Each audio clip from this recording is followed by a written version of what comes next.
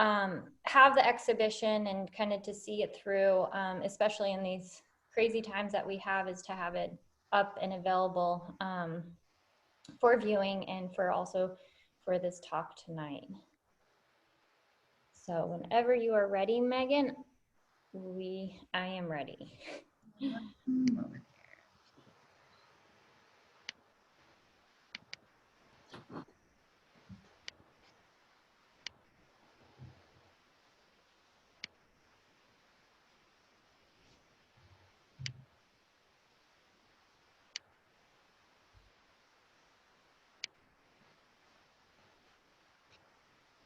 All right, you can go to the next. Oh, I guess I'll start here. So my goal for this talk, artist talk tonight, is to provide you with an overall understanding of my studio practice, the work I create, and the ideas that I'm interested in. I'm consistently influenced in the way in which our environments inspire who we are. Oh, yeah. You're good. And it's a concept. It's a complicated concept as we dictate the environments in our surroundings, and yet they do the same to us. So hopefully that will unfold over this talk. In 2014, I graduated from Cranbrook Academy of Art. When students graduate, they present a final work or collection of work for the student group exhibition at the Cranbrook Art Museum. And this is a piece I created, and it's titled Penny Blows. It's a collection of a variety of things, a variety of materials and found objects, and even objects that I created. And with this work, I tried to create some sort of meaning within and also a connection between the different elements. Next slide,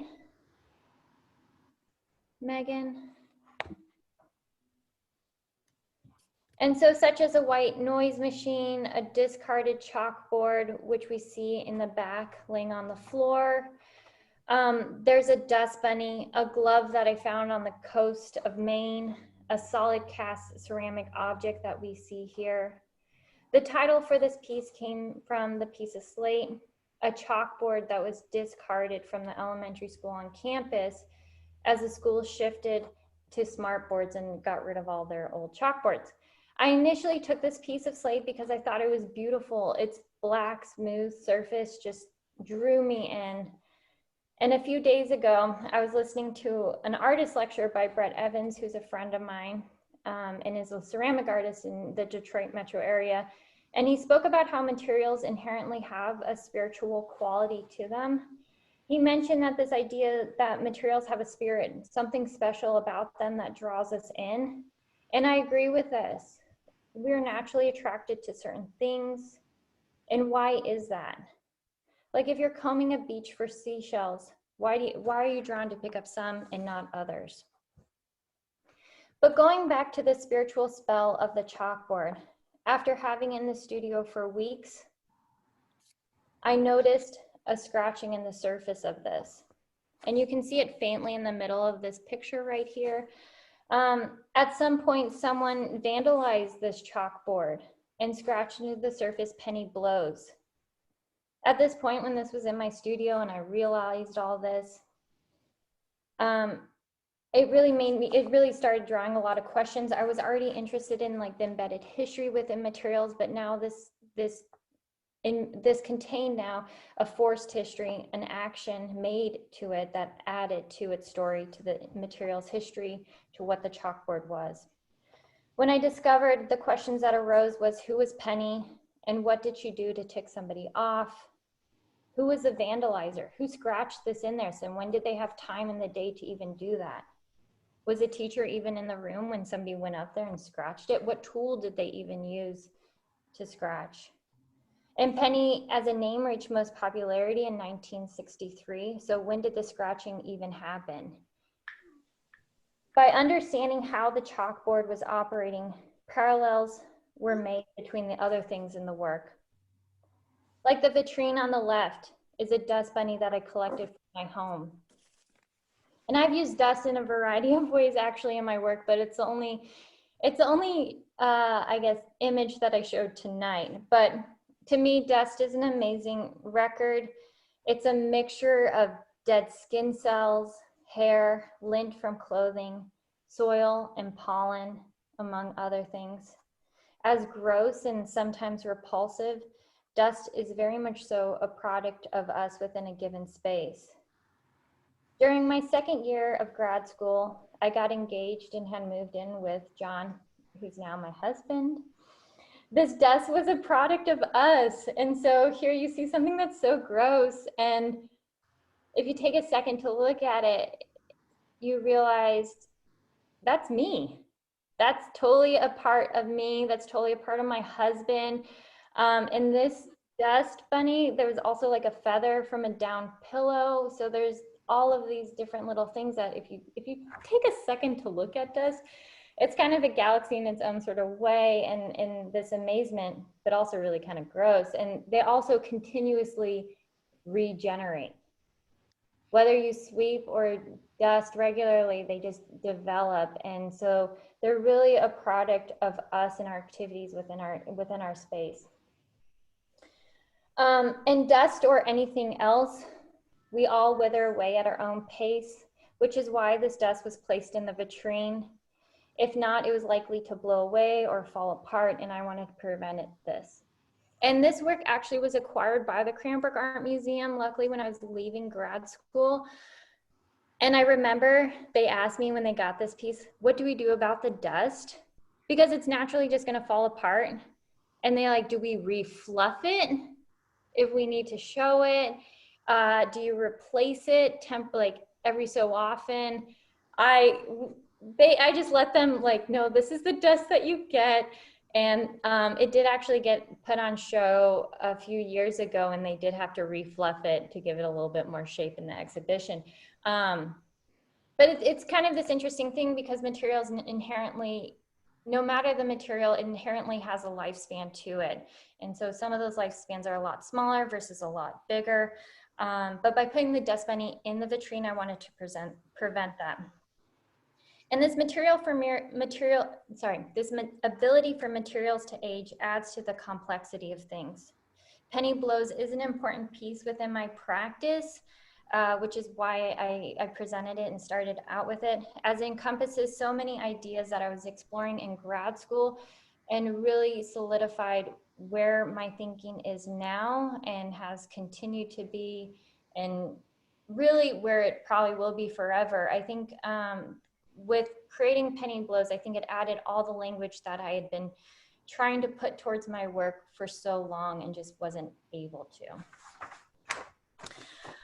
But shortly after grad school, my husband and I purchased our home and started construction on our studio, which is the next image that you guys will see.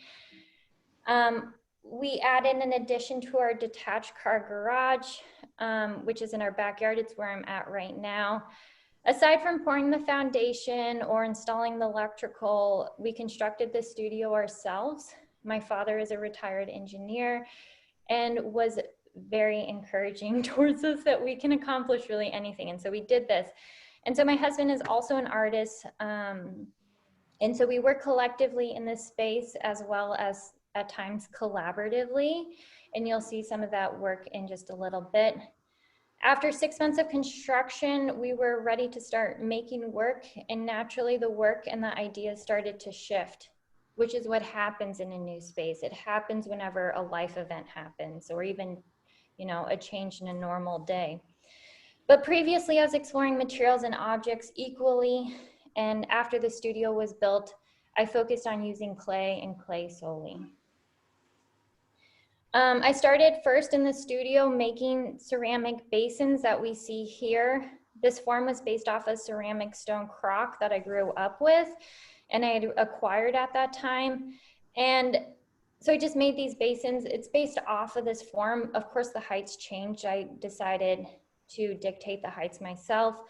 But I remember this crock always during my childhood, and it's just a standard ceramic crock, and there isn't anything particularly special about it. I don't even know where it came from. I don't know why my parents had it, and I took it from my father because I just loved it, and we still have it here.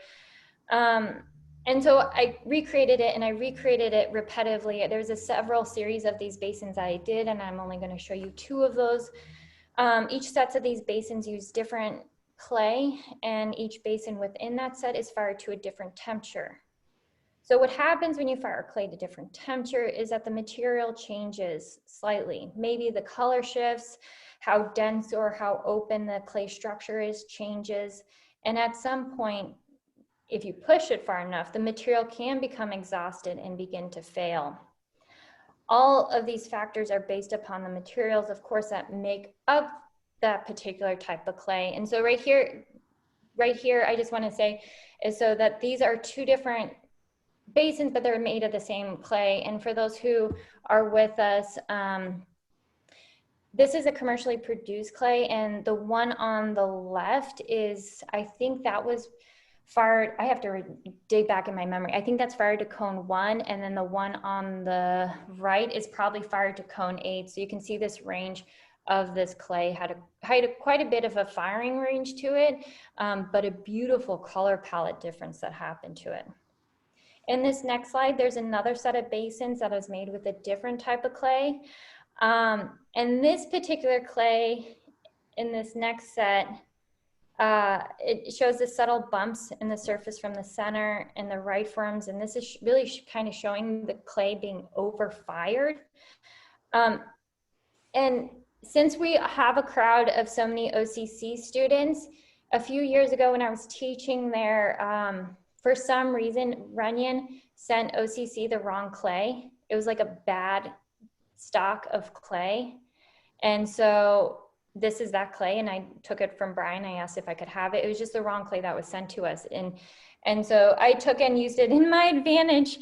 But just like a sunburn, when ceramic materials are fired too high, they break down, they blister and begin to bloat. And so you can start subtly seeing that in between the middle shape and also the one on the right. You can see those slight, even the one on the right, like it's nice and toasty, but you can start seeing how this form was built nice and erect, is starting to slightly shift outward. And as with penny blows, I was exploring the materials and aging, but in this case, I was forcing and articulating that process myself. Here, I was using commercially produced clays, and I felt like I was missing an element of the environment, so I started to seek out natural forming clays. And so clay itself is a very, very, very abundant material within the Earth's surface. It's created in natural forming deposit, but it also migrates. Clay migrates due to water erosion. As it moves, it picks up other materials and it changes its makeup, and thus what it looks like and what it is. This interest in geological clay led to this body of work titled the Clay Archive. This work has taken on 2 iterations. The first seen here is the driftless region, and later I did it with the Norwegian clay. This work was made at the artist residency called Acre in Steuben, Wisconsin.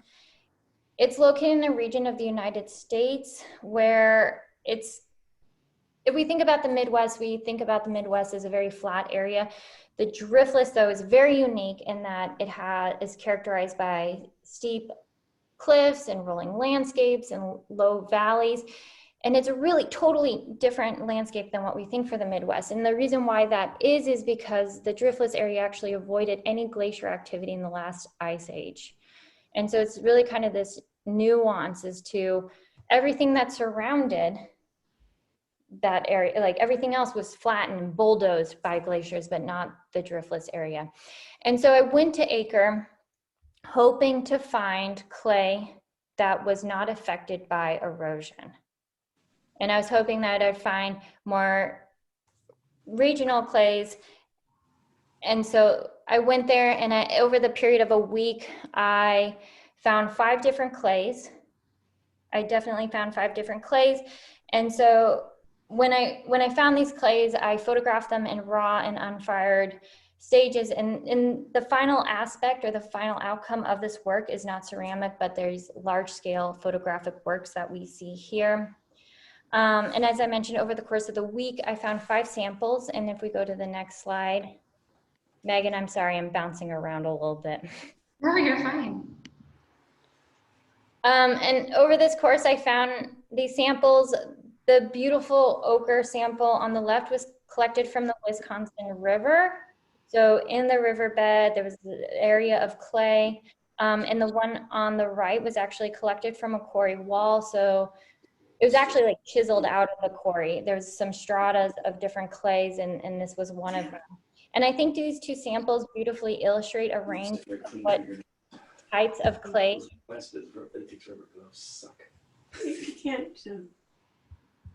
types of clay can be found? Hey guys, if everyone can just do us a favor and go ahead and stay muted until the end of the broadband and quality. Megan, I think you have some people in the waiting room too. Yeah, that's what I was Give me 1 second. You might also be able to force mute them. Maybe able to what? Force mute them? I think you might be able, with the participants, force them to mute. I think. 1 second here.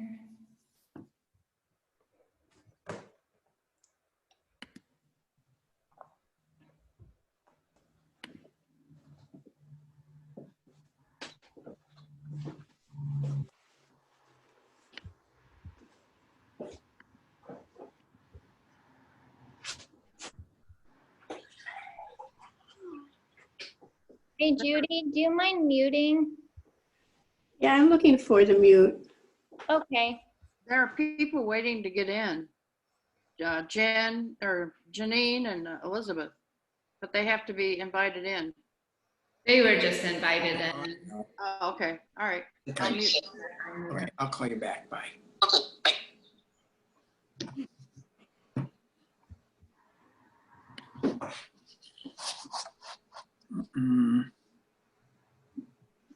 So if you're joining us, please make sure that you go ahead and mute. And we're very excited that you're with us tonight as well. I see a lot of familiar faces.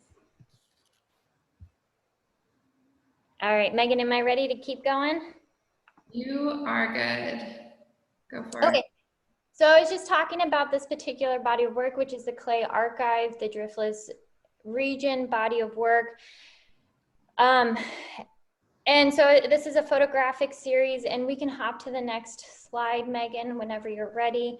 But this was focusing on collecting natural forming clay, so locating, digging, and photographing clay in its raw state.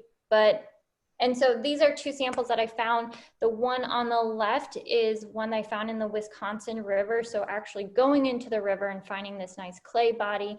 And then the one on the right is actually taken out of a quarry wall right next to the residency. This quarry wall was open and exposed and had these beautiful little stratas. And this particular clay was maybe came out of like a 3-inch long strata. And I took the clay, I slacked it down, so I re-wetted it and worked into a malleable state just so I could see what it would do from its hard state to being a nice plasticable sort of state. And so these are two photos of the different clay, which I think are beautiful samples that kind of encompass the range of the clay that I found in that area. So the white clay, of course, often alludes to being a primary clay or a clay that has not migrated in the ground, versus the red clay, like the Wisconsin, clearly has picked up other materials like aggregates, some organic bits, and colorants that make it ochre. And so just to reiterate, this is the idea with natural forming clays. They're natural deposits in the ground, and with erosion, they shift, they move, and when they move, they change. And so that's kind of what I was finding. And so the finished photographs from this body of work ranged from single images to also a collective grid that we saw on the last slide.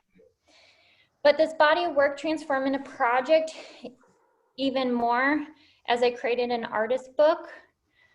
In this book, I described my process, which I talked about kind of discovering it. And so that's the next slide, Megan. and photographs of the found clay. And so for this project, by doing the artist book and doing the photographs, for me, it allowed this explore the idea of surveying the land. It was an attempt to glimpse underground and to explore how clay can identify the culture that lives there. Through this investigatory lens, clay unravels into a larger dialogue about history and culture, current events, and material specificity. So after this project, of course, my practice changed yet again, and it shifted. And so we'll see in the next picture, it was a collaborative project that I did with my husband. And so go ahead, there we go. And this was our second collaborative exhibition. My husband, who also is a ceramic artist, and we work in the same studio. This was our second collaborative exhibition. Our first one was really based on being newlyweds. At this point, when we created this work, we were 3 years married. And it was a reflection upon life, and specifically our home as we had created one together. And so this exhibition was titled A Space to Rest the Head. The exhibition explored the domestic space through recreating objects that made up our home. We remade 100 objects within our house. Some of these objects were mine, pre-relationship, some were his, pre-relationship, and some were joined. And before we move on, I do want to point out, in the middle of this table, you'll see this stack of plates. You'll see this also, there's a similar work like this at the exhibition. Sometimes my work, I recreate my work. Sometimes I repeat these same motifs over and over again, and this is nothing new for artists. When this does happen, I like to think that I'm still searching for something, and that the reiteration of a work is just as fascinating as the first one. And even though my work is always changing, I'm exploring and circling around the same concepts, trying to understand more. And so you guys will see in the exhibition a very similar work, but kind of shrunk down. So in A Place to Rest the Head, we laid out the work in the way that you would navigate those objects within our house. In this next image, we can see the recreated objects from our upstairs in our bathroom and our bedroom, and we'll see that in just a second. There we go. So really, if you walked through the front door of that exhibition, it would be like if you're walking into our front room, and it would zigzag as the table zigged around. Those objects would just be how our most typical orientation or navigation through our house would be with those objects. So in this image, we see what was in our bedroom and bathroom: a toothbrush holder, a dog bone. My husband's socks are those 2 white socks erected on the table, and even some of our friends' artwork that we decided to recreate. But looking back at this image and doing this talk, when I was compiling it, really made me realize that some of these real objects no longer exist in these particular locations within our home, which really is pretty neat unfolding of an idea. I didn't realize on how much I rearrange and re-navigate the objects within our house, but it's evident with my relationship to this image here, and that they have changed, which has now added a weird layer onto this work, and into particular this image, which I just think is fascinating. But the premise of the show, A Place to Rest the Head, was for my husband and I to reflect upon the roles objects played within our lives, their meanings, and our relationship to those personal items, and also to each other. Unlike Penny Blows that had no filter on location, this work added a new layer that was particular to us, our domestic space, and also our marriage. A wonderful part of this show was that John and I hosted a 2-day clay workshop with kids from Greater Detroit Agency for the Visually Impaired and Blind. And we included the kids' work, and we'll see that just coming up. But the work that we made that the kids made in the workshop reflected upon the relationship to their home, and all their work that they created was also part of the exhibition. So that is in the next image, if you can flip forward, Megan. And so the pieces that we see, so this is another view of it, and this exhibition was housed at Holding House, which is in Detroit, and it's a wonderful space. And so the shelf that we see immediately on our right here, that long skinny shelf, was all the kids' objects that they made. And then also, if you look on the far gallery wall, there's these 6 circle pieces. Those were also the kids' work that was exhibited alongside ours for the month. And so I remember that those 6 circles on the far wall really were the kids creating portraits of their houses. And so we asked the kids, hey, draw your house. And so that's what they did as their portrait, which was, I think, really beautiful, is kind of in bringing in the kids to kind of reflect upon the same sort of nature that we were, and see what they created and kind of that importance. The next exhibition and body of work that we'll see is called Sample.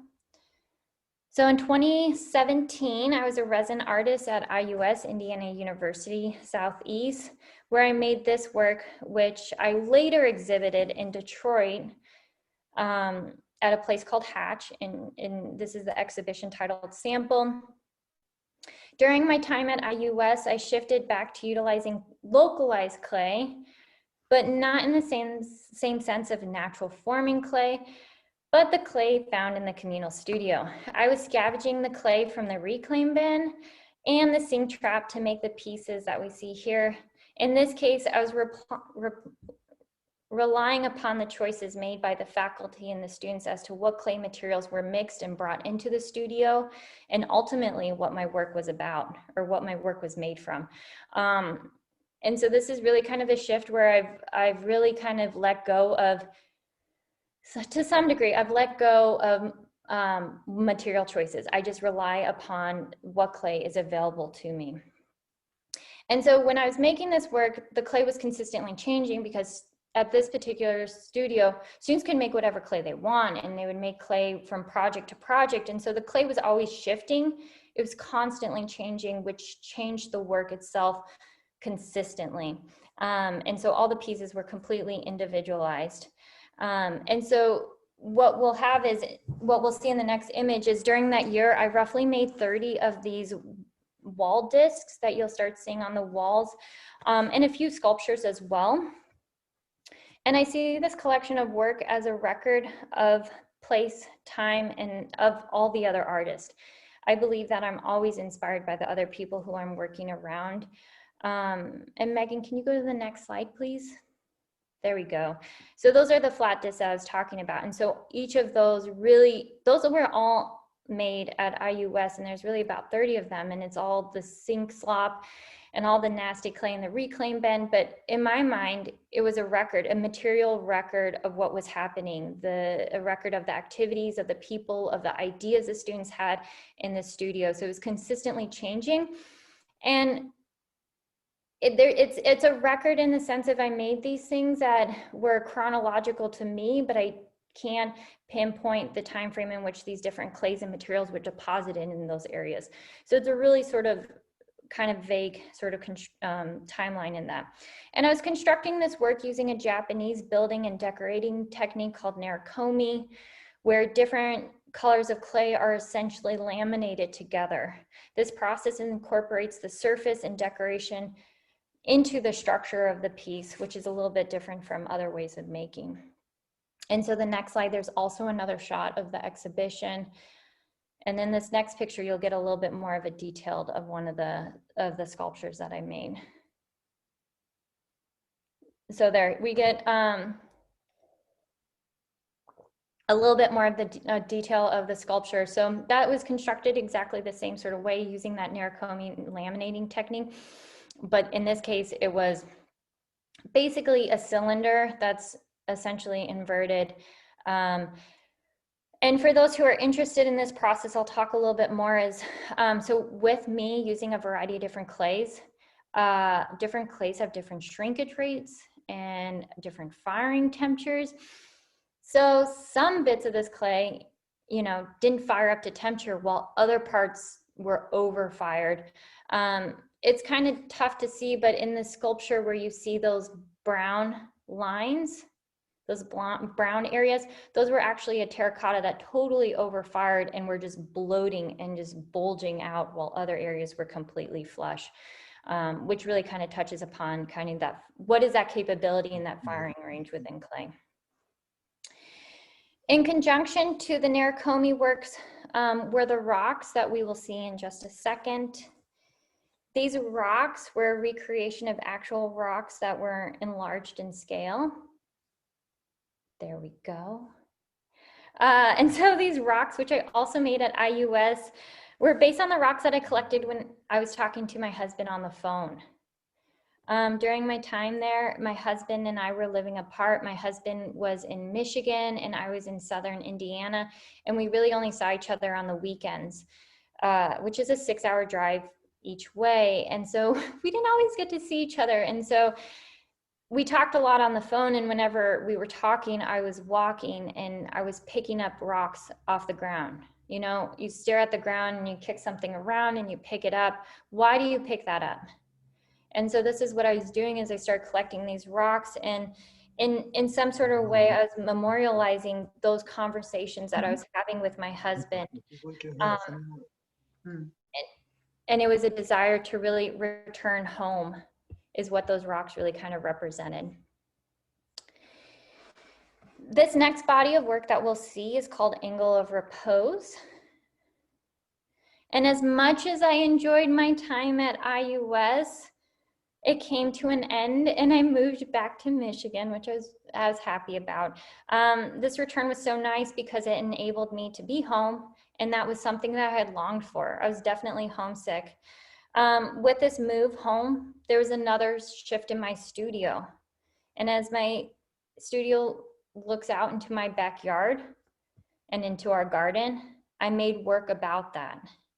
This photo is of a 2-person exhibition that I had last fall at my undergrad, Colorado State University. The show was titled Angle of Repose. And for the show, I constructed things from my garden. Here, again, recreating objects that I'm surrounded by, but in this case, it's really the focus of my garden. And just to give you a little bit more, like the exhibition furniture in particular was based off of raised garden beds. Other objects that were part of this exhibition included a hose, an apple from our tree, a hydrangea bloom, grass, even more rocks, sticks that were actually from a dying pear tree that we took down. So I was taking all of these things that I saw around me and recreating them out of clay. Even radish tops, flower pots, and stepping stones. Making a nod to the collaborative exhibition I did with my husband, A Place to Rest the Head, Angle of Repose focused more upon my associations into the activities of a yard and the time I'd spent in it. Next slide, please. You can go to the next one. There we go. And to share a quote from a book titled Objects and Meanings, through material, we remain connected to nature, which helps us cope with society increasingly removed from nature. This materiality of objects conveys its own history, as Jules Plone, an art historian, so eloquently calls the muted heritage of things. What we make, beautiful or not, is a record of what went on in the studio between the maker and the material. Every mark left on an object is a record of a decision made and an action taken by the hands that formed it. I think this quote really explains the relationship of maker and material, but also illustrates my desire to focus on reinterpreting my surroundings in my practice. I often understand more about myself by examining my surroundings, like the objects that fill my home, the people who I share it with, and even how we organize our furniture are all influential. This way of understanding has always been ingrained in my thinking. So if we go to the next couple slides, so part of this exhibition also, there were some drawings that were part of it, and we'll see 3 sets of those in the next few slides. And I don't always exhibit drawings. Drawings are not always part of my practice, but they were in this case. When I did a residency, which I'll talk about again in a few slides. I did a residency in Norway. I guess it was maybe a year and a half ago, 2 years ago, can't even remember anymore. And while there, I was making these drawings, and so these drawings I was reflecting upon my garden. So I was thinking about, what is my home? What does my home represent? What are my memories at the home? And I created these drawings that then informed the objects that I was creating. So the drawing on the left is my drawing of a pear tree that is now a fire pit. There was a pear tree built at our house that we cut down shortly because it was dying, and now it's a fire pit. On the other side, it's a drawing of a trellis. This next slide shows us a few more drawings that I did.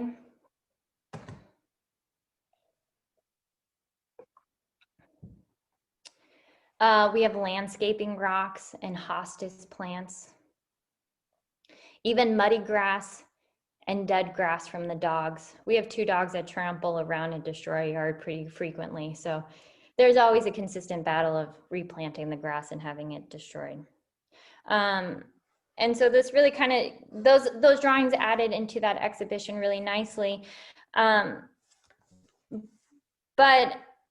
it really kind of, at that point, that was a great sort of work, but then it also sort of shifted after that exhibition. And so for the remainder of this talk, you will see all new developments from this year. As mentioned earlier, I had made 2 editions of the Clay Archive series, and this was the second that focused on natural forming clays in Norway. So as part of those drawings that I did for the Angle of Repose exhibition, I was also working on this body of work. I went to Norway for an artist residency and was interested in going there because it also had experienced much glacier activity, as did the Driftless region, the first iteration of this body of work. And during my stay in Norway, I traveled around the country, not as much as I would like, but I did what I could, and I found 5 samples of clay during this time. Like the previous edition of Clay Archive, I photographed samples of natural forming clays in various raw and unfired states. The finished work exists as large format images. Some are single images, like we see, like a single sample that we see on the right. Other times it was a grid of the collective clay samples. So next image will also be a photograph of the exhibition space. And this was this summer in July at Du Bois basement. So in the city. I will say, I'm not sure how many people actually saw this exhibition because it was right when we were opening back up with the pandemic. But I think really at this point in life, just making and exploring creatively is a huge thing to continue and pursue forward. So in addition to the photographs, I exhibited a set of garden stones. I started making garden stones a few years ago, and we see those here. And I'm slowly outfitting my own yard with these. As someone who thinks about space, I think it's equally interesting to map yourself and to log your activities. And in some ways, the garden stones do that. I spend so much time walking back and forth in my backyard, and this lays out that track. And so I have made stones in a few different ways, and this was one. You'll see another one that actually is in the show at houseguest. But these were created using miscellaneous clays that were in my studio that my husband and I share, and I created them into a press mold. And these actually, I created these shortly before the exhibition, so they're actually unfired in this show, and they will be fired soon. I'm waiting for them to dry out since they're pretty thick. But the next slide will show us something completely different. My family. This is my family. So those who don't know, in January, my husband and I welcomed our first child, Wes. On top of everything else, this year has been a wild ride as I'm acclimating to a new role as a mother. This photo on the right is us installing the show at houseguest last weekend. Wes was really helpful with us. But naturally, parenthood has shifted who I am and also as an artist. I already mentioned a friend of mine, Brett Evans, who I was watching his lecture earlier this week, who spoke the other day about his practice, had mentioned how our realities and studio practices interact with one another. And this concept isn't new by any means, but I think Brett's wording of it is well composed. I think that being a parent in my new reality has already started shaping my studio practice and the way that I think. Currently, my husband and I are collaborating again. So this time we've started making wooden stackable toys that we see here. And please forgive these photos. These are taken with my iPhone. But we started making these toys for our son and also other people who've had kids. And the ones we've made for our son, Wes, we probably play with a lot more than he does right now. He's not quite to the age range to playing with these.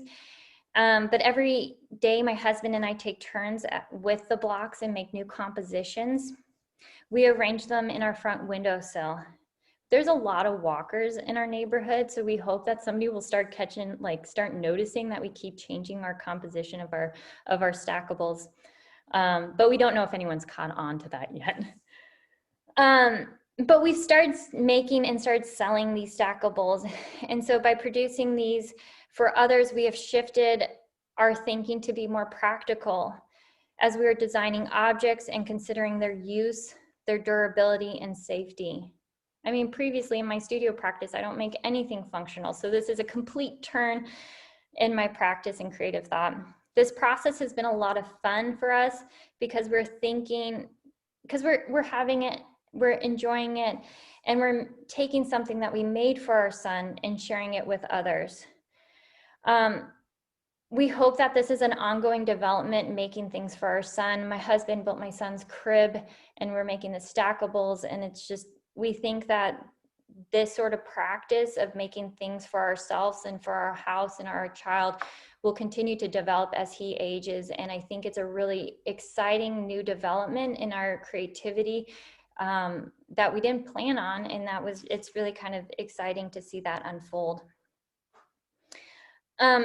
In October, I took one of my stacker compositions that I'd set in the windowsill and turned it into a pumpkin carving template.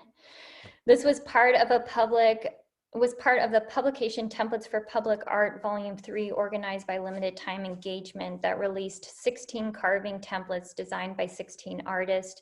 This was a super fun occurrence to take a stacker and transfer it into a different material and also into a holiday tradition of carving pumpkins. It was something I'd never imagined of participating in.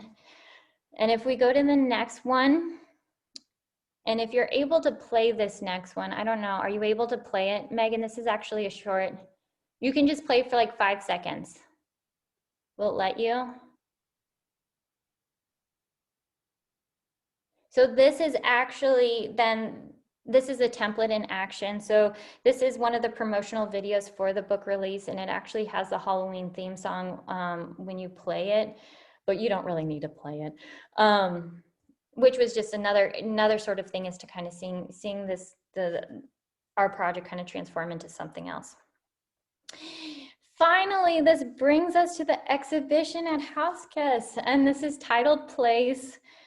The show comprises of 3 pieces. The first is this installation of 65 hung plates that are hung on the wall and seated in a painted archway. Making a nod to my basin series, I used one type of clay to construct all the work. You will notice slight subtleties in the color of clay. I fired this work to different temperatures to see the range of colors that could be achieved. The clay of choice is the one used at the college where I now teach. And I rely upon, so by doing this again, I'm relying upon someone else's decision as to what that clay is, and I'm forced to find a way to articulate that material myself.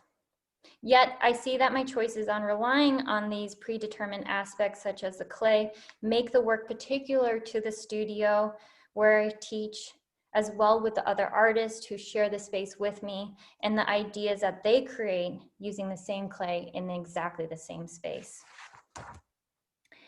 In a similar yet different light, all these shapes of the plates really come from the molds at the school. At the school where I teach, we have a large array of press molded forms. And so this is a mold where you take the clay and press it against it, and it kind of dictates the shape of it. And so these have all of these press molds in the studio that I found really have been made by various students over the past years. This accumulation of molds represents many creative choices made by others. Like my time at IUS, I wanted to create work that really focused upon my time at OCC, where I am at right now, made with the materials of the space and surrounded by the people and the ideas of others. It is a way for me to absorb my surroundings and really to reflect upon myself. I know that none of this is really evident in the work up front. I'm very aware of that, but it's the backbone of the making and its materiality. What does this work really represent? I'll be honest, I'm still figuring that out. This work is really fresh, but this work really connects to home decor and the tradition of hanging plates on a wall, classical architecture with the archway, and even domesticity. The second piece inside houseguest is a stack of plates on a wall, and we'll see that.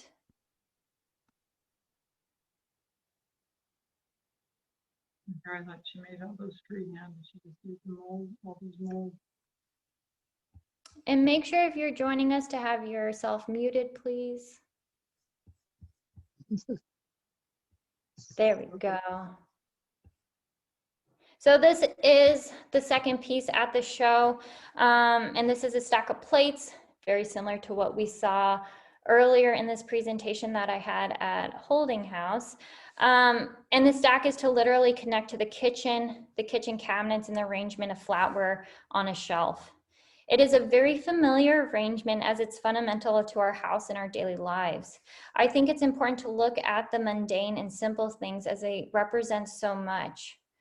A stack of plates is a universal way of organizing dinnerware.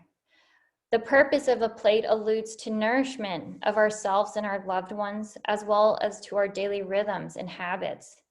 Making a nod to one of my favorite writers, Georges Perec, the stack of plates questions that of the ordinary, what we're familiar with. The last part of the show is seated outside of houseguest, and I created more stepping stones. Due to the nature of the pandemic, I wanted to bring the show also outside. So these are 3 stepping stones, and these 3 stones lead you to a tree that's just outside the gallery. And I hope that someone will walk upon them, and it hopefully will lead them, if only for a second, to another space or place. And that is it for my lecture. Does anyone have any questions?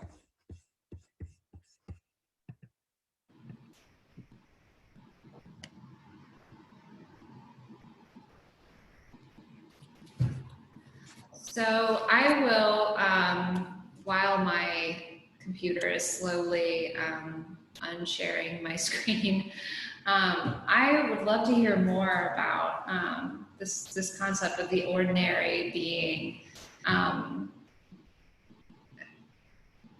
a symbol for something greater that's in our lives, right? The ordinary is something that's patterned, and it's emblematic of our priorities, of our hopes and our dreams. Yeah, and so the plates, if you go to the next slide, we have one more detail of the plates. But that one I mentioned, I was kind of a nod to my favorite writer, Georges Perec. And if you're in my classes, I feel like I've talked about him before, but he was big in the 1970s, French writer that was part of a writing group that would do a lot of different things. Like they would try and combine mathematics to literature. anyways, where I'm getting with this is like George Perec focused on the subtle and minute things as a way of understanding who we are. He wrote in particular this book where he sat at a street corner for 4 days straight in Paris and tried to record everything that he saw. Who was walking down the street? What kind of dog were they walking? What were the shoes that they were wearing? What kind of bricks were they walking upon? And he was trying to record everything that he perceived. And by doing this, he was consistently amazed by how all of those different things make up our understanding of who we are. They make up our what we refer to, what we see on a daily basis, our consistent influences, our culture, everything like that. And it goes even farther too, because you think about, well, who designed those shoes, and are they a local designer? Are they something different? Or where did that clay come from for the bricks that made that street? And what shape were those bricks? And all of those things then dictate all sorts of a chain effect of all these different ideas that really gets overwhelming if you start thinking about it. But I really think all of those the point is all of those subtle things, materials and objects around us really influence us and dictate so many things about who we are and how we navigate our space and really what we think about. And that's really, and like George Perec, I really relate to him. I came across him in graduate school, and I think he added a lot of different language that I was missing in my studio practices to finding somebody who could apply the words to somebody who's a visual artist. And I just related to him because, you know, I look around myself and I evaluate my surroundings as a way to understand myself. And so I think by exploring the materials and objects around me, it really kind of, it adds to kind of who am I and what's going on with me in some sort of way. But it was really George Perec and kind of defining this. He defined the idea of the infant ordinary of the ordinary. So what is special of the ordinary? And there's another sort of writing that he talked about is like, he really said like challenge, question your teaspoons. Like what's in your cabinets? Why are they there? Who made them? Why did you bring them there? Did you find them? All of these different things, all the small, minute things, whether you consciously made those decisions or whether they just appeared, impact who you are, and all those occurrences I'm really consistently interested in and somehow bring into my studio. So, but that's really kind of where my brain is at. That's wonderful. So I'm going to go ahead and open up the floor. If anyone is interested or curious on anything more specific, you can either feel free to just openly ask, or you can type it into the chat box and I'll read it off and introduce it to Lindsey. Hey, Lindsey. Hey, Janine, how are you doing? Great. I feel like you've made the ordinary extraordinary, like in so many ways. Like you've taken these little moments that in many ways are unnoticeable to a lot of people, and you've made them come to life. And I think that's such a kind of extraordinary thing. You know, you've taken like out of a sink, you've taken the clay and brought it to life. And like you've, I was fascinated by the dustpan series that you took all the dustpan or, contents and burned it into a plate. And I think, I try to point out for my daughter, like the things that we see, the textures we see, the glistening something that we see on the pavement, or, I always try to point out those kind of like, which would be seemingly ordinary to like most people maybe walk by them and not notice, that the oil is glistening on the street, or I'm taking pictures of manhole covers and, everybody thinks I'm weird, but like, I think noticing those things every day is part of being, a really cool artist. And I really appreciate that you've done that. Yeah. I think you've done an amazing job. Thank you. Thank you so much. Yeah, I think it's tough because I think people do notice those things, but I think going beyond noticing that, I think is maybe where people get caught up, and maybe it's just life and the chaos that we live in that really kind of pulls us away from that.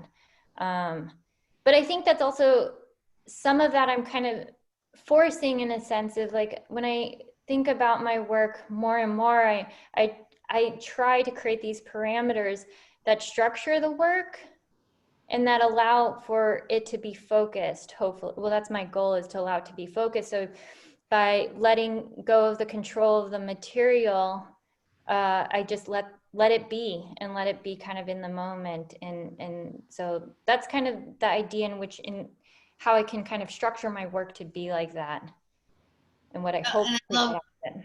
I love how you play with scale, and when you did all those objects inside your house, like, you know, the socks were huge, or the little tiny dog was like gigantic, and, you know, that's all like really, I don't know, it's kind of fascinating to me how you look at those things and, you know, decide on what's going to be huge, what's going to be little. And it's looking at things in a different way. The perspective is really interesting. Yeah, and I've done that. That wasn't only in a place to rest the head, but also in the angle of of repose, the objects from the garden. Like, one of the objects I took was, you know, when you have a garden and you have like a radish or a root vegetable, it just pops subtly, like the head of it pops subtly out of the ground. Mm-hmm. And so I took that small, it's beautiful, you know, you have this little thing that just emerges, and I took it and I blew it up to, I don't know, it was probably a piece that was maybe a foot wide. And so there is that bit of play that I do have, and I do make those decisions as to when does something get a little bit bigger, when does something get a little bit smaller. So I do let go in certain ways when it comes to recreating objects in that sort of way. So yeah. It makes you a really good teacher, I have to say. Oh, thank you, Janine. Welcome. Do you ever, you know, the objects that you make, or if you have found objects or anything, do you ever think about economy, like the price of things? Things are more disposable. When they're cheaper, they don't last as long. I mean, does that ever play into your, maybe I don't know what I'm trying to say. Well, I'm consistently like I'm a person who likes to use things and use things well. And if they break, I like to fix them and not replace them.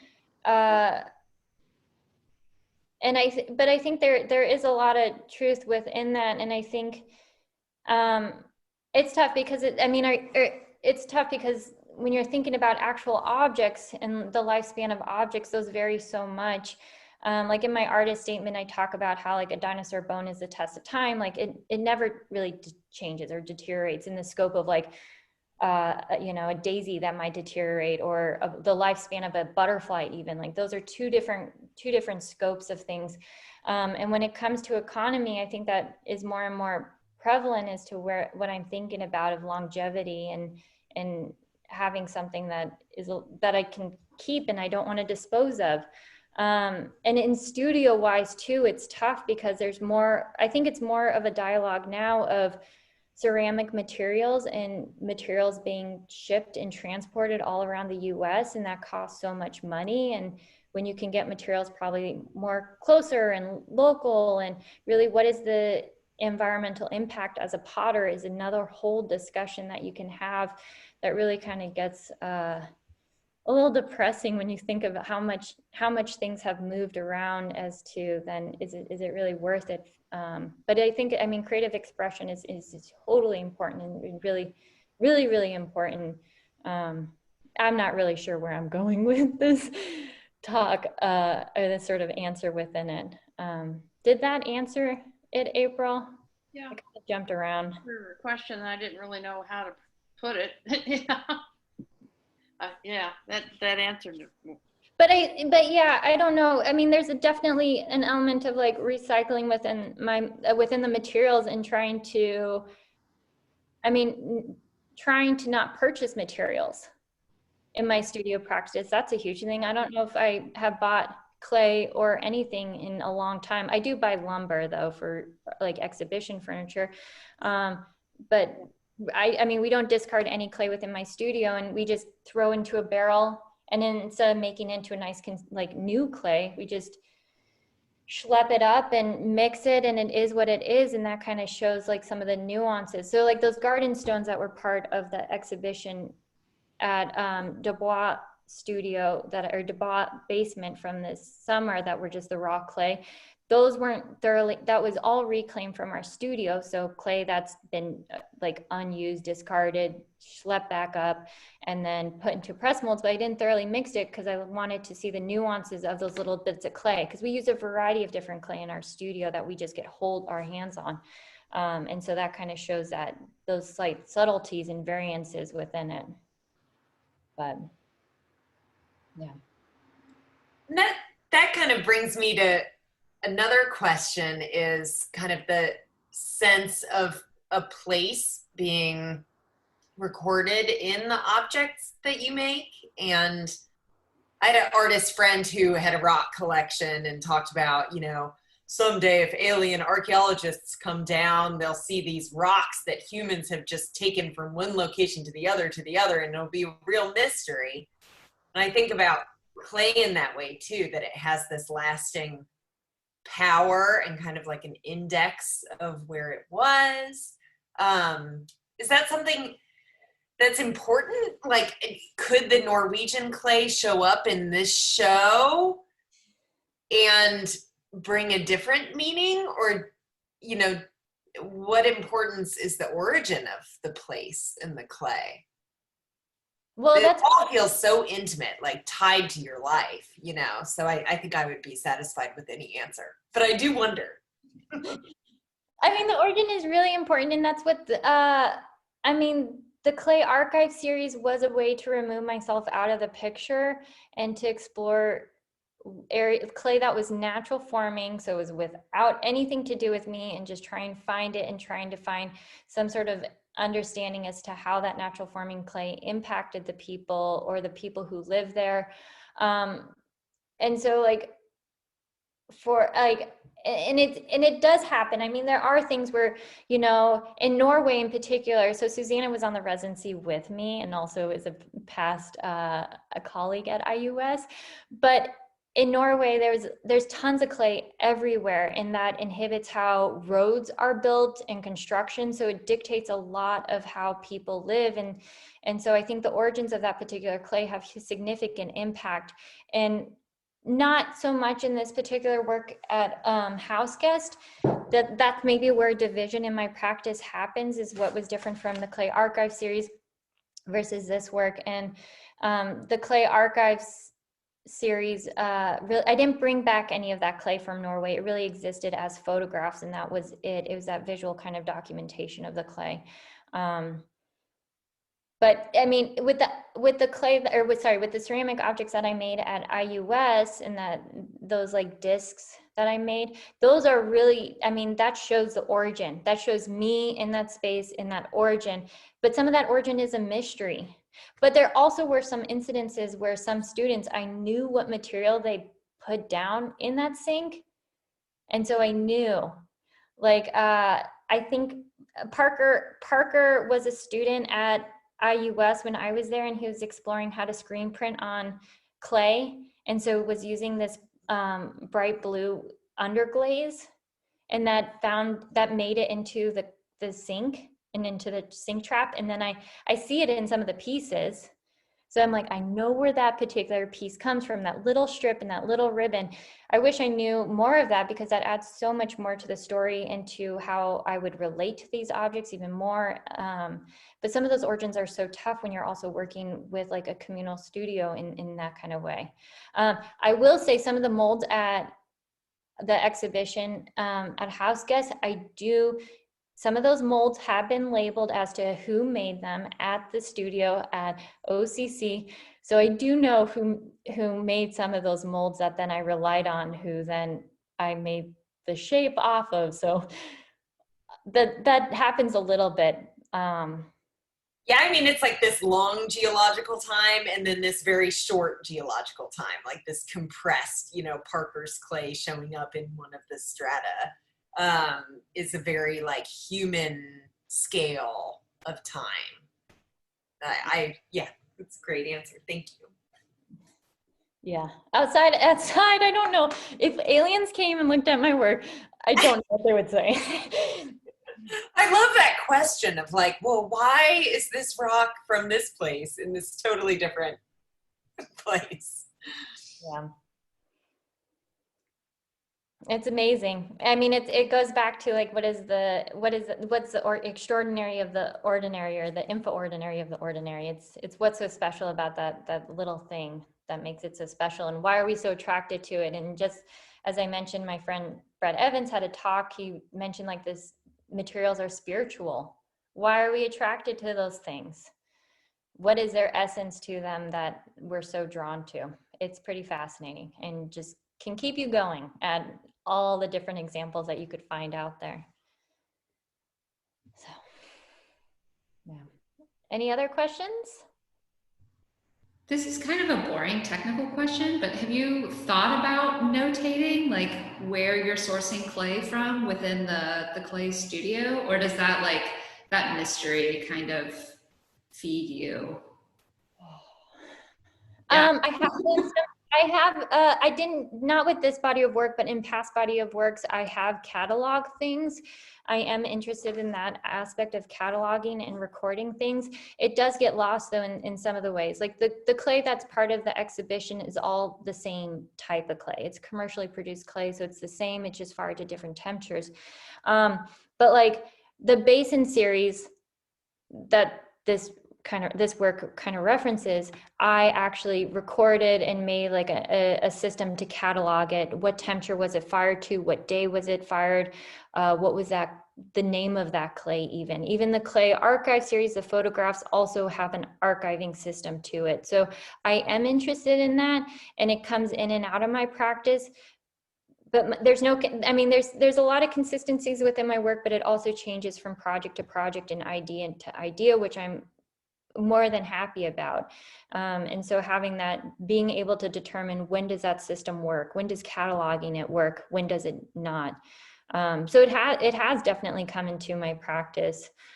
There's times that also in my practice, I tried to record everything that I was doing within a day to kind of visually see what do I do and how do I spend my time. And that also turned into too much of a chore and so exhausting that I quickly lost interest. But the idea is fascinating to me. It's really fascinating as to kind of processing and recording. So, yeah. That's a great answer. Thank you. Does anybody else have any questions for Lindsey?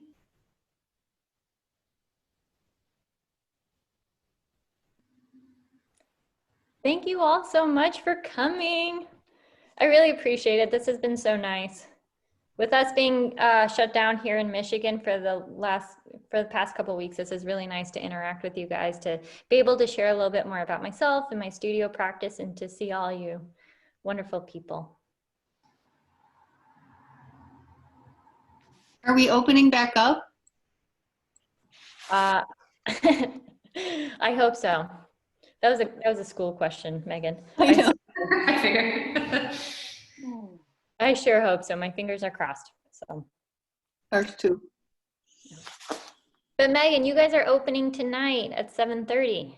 We are. I have a couple of appointments made, so good to see a couple of people at least, but yeah. If anyone happens to be in the Louisville area from now until January 16th, Yes.